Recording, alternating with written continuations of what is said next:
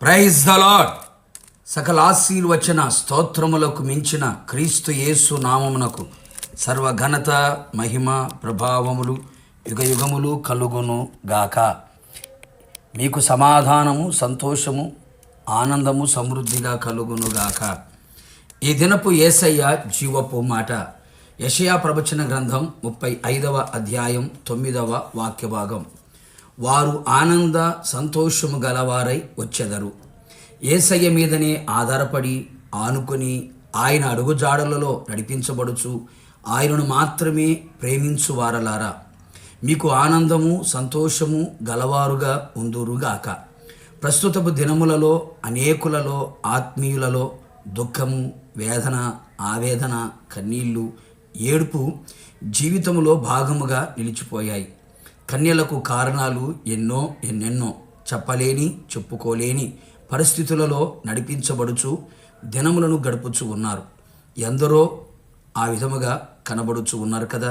నా ప్రియ దైవ జనాంగమా, నీ కన్నీలను తుడిచివేయువాడు, నీ దుఃఖ దినములను సమాప్తము చేయువాడు, నీ దుఃఖము సంతోషముగా మార్చగలిగిన వాడు, నీ నోటి నిండా నవ్వు కలుగు చేయువాడు, నిత్య ఆనందము నీ తల మీద ఉంచువాడు, నీ పెదవులని ప్రహర్షముతో నింపువాడు, సంతోష సమాధానములు ఆనంద ఆశీర్వాదములు నీకు అనుగ్రహించువాడు ఒకే ఒక్కడు ఉన్నాడు. ఆయనే మన ప్రభువైన యేసుక్రీస్తు. మనుషులైతే నీ కన్నీళ్లను చూచి పరిహాసము చేస్తారు, మరి ఎక్కువగా కన్నీళ్లు తెప్పిస్తారు. మన కన్నీళ్ళని అర్థము చేసుకునేవారు భూలోకములో ఎవరు లేరు. కన్నవారు, కడుపులో పుట్టినవారు, తోడబుట్టినవారు, మన బంధువులు, స్నేహితులు, ప్రేమించిన వారు ఎవరో కూడా లేరు. నా యేసు ఎవరో తెలుసా? నీ కన్నీళ్లకు కారణము తెలుసుకొనును, నీ కన్నీటికి ముగింపు కలుగునట్లుగా గొప్ప కార్యములు చేయగలిగిన వాడు, నిన్ను అర్థము చేసుకునేవాడు ఆయన ఒక్కడే. నిన్నుగా అర్థము చేసుకునే ప్రేమగల దేవుడు మన ప్రభు అయిన యేసుక్రీస్తు. ఆయన కరుణా సంపన్నుడు, నజరేయుడైన యేసు. ఇంతవరకు నీ కన్నీళ్లను ఎక్కడో ఎవరి దగ్గరో కాడ్చి ఉన్నావా? నీ కన్నీళ్లు వ్యర్థమై పోయాయి కదా. ఇదిగో నీ కన్నీళ్లు విలువకు ఉంది. నీ విలువైన కన్నీటిని విలువైన యేసయ్య పాదాల చెంత కార్చి నిశ్చయముగా నీ కన్నీళ్ళకి ముగింపును చూచెదవు. ఆనంద సంతోషములు గలవారై బ్రతుకుదురు. మనం సేవిస్తున్న యేసయ్య మన విమోచకుడై ఉన్నాడు. ఆ విమోచకుడు బలవంతుడు, సజీవుడు, పరిశుద్ధుడు. నిశ్చయముగా నీ జీవితములో ఎలాంటి దుఃఖ దినములు ఉన్నను విమోచించి సంతోష ఆనందములు కలుగు చేసి దుఃఖము నిట్టూరు ఎగిరిపోవునట్లు చేయును. ఏ రోగములతో పీడించబడుచు కన్నీళ్లు విడుచుచున్నావా? సంతానము లేక, వివాహము జరగక, నిందల అవమానాలతో తలడిల్లిపోతూ ఉన్నావా?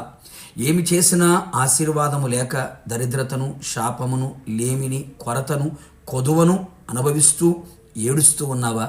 ఏ సమస్యలను చిక్కుకొని విడుదల పొందలేక, శ్రమలు తాళలేక నిట్టూర్పులు విడుచుచున్నావా? ఆర్థిక ఇబ్బందులతో అల్లాడిపోతున్నావా? కృంగిన పరిస్థితిలో నిలిచావా? ఎదురవుతున్న బాధలు, శోధనలు, ఇరుకులు, ఇబ్బందులు పగపట్టినట్లుగా ప్రతికూలమైన పరిస్థితులు ఇలా నీ జీవితాన్ని కన్నీలకే పరిమితం చేశాయా? కుటుంబ పరిస్థితులు, మారని భర్త, భార్య, పిల్లలు, అసమాధానం ఎలుబడి చేయుచు ఉండగా మానసికంగా, శారీరకంగా, ఆత్మీయంగా కృంగిపోయి మరణమే శరణం అనుకొని నిరాశల నీడలో నిలిచిపోయావా? నా ప్రియ దేవుని బిడ్డ, ఎట్టి పరిస్థితుల్లో ఉన్నా ఆయనకు ప్రార్థించు, ఆయన వైపు చూడు, ఆయన దిక్కుగా ఆయన పాదములపై చేరు. నిశ్చయముగా విమోచకుడు నిన్ను అన్ని విషయములలో విమోచించి ఆనంద సంతోషములు అనుగ్రహించును గాక. ప్రార్థన. కృపగలిగిన మా తండ్రి, నీ పరిశుద్ధ పాదములకు స్తోత్రం. నీ ప్రజలు ఎలాంటి దుఃఖ సాగరములో నిలిచి ఉన్నారో, కంటికి మంటిగా ధారగా కన్నీళ్లు విడుస్తూ ఒంటిగా ఉన్న పిచ్చుకోవాలి ఇంటి మీద ఒంటరిగా నిలిచి నీ సన్నిధిలో కన్నీళ్లు విడుచుచున్నారో వారందరినీ మీరు జ్ఞాపకం చేసుకోండి. వారి కన్నీళ్ళకి ప్రతిఫలం ఇవ్వండి. వారి దుఃఖం సంతోషంగా మార్చి కన్నీటి నాట్యంగా చేసి ఆనంద సంతోషములతో వారిని నడిపించి కేవలం ఈ నామానికి మహిమ తెచ్చుకోమని మీకే బిడ్డలందరినీ అప్పగిస్తూ తగ్గించుకుంటూ యేసు నామములో అడిగి పొందుకొని ఉన్నాము తండ్రి, ఆమెన్.